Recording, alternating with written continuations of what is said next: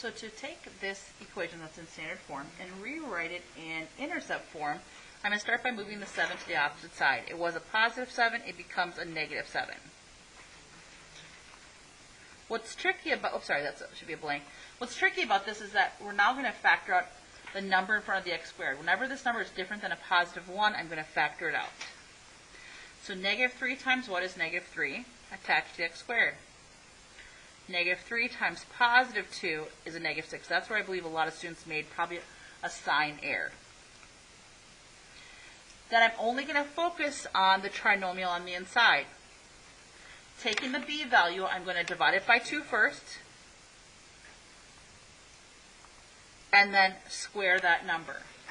1 squared is 1. I did not just attach a positive 1 to the right-hand side.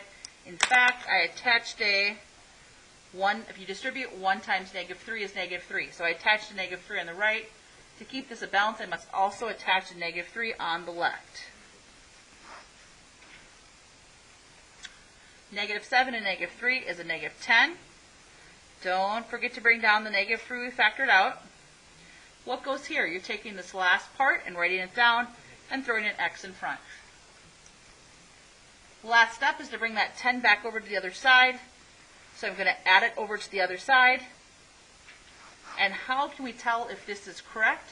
We can tell if this is correct by looking back here. Now I want to give you guys a simple way to check this as well. Are you ready? This is a simple way to check.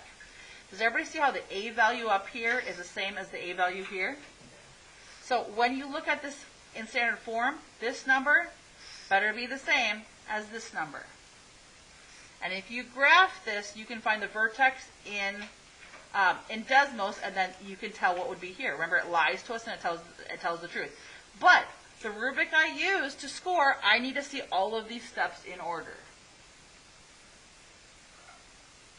If you graph this and you graph this, so standard form and vertex form, there should be the same parabolas in Desmos.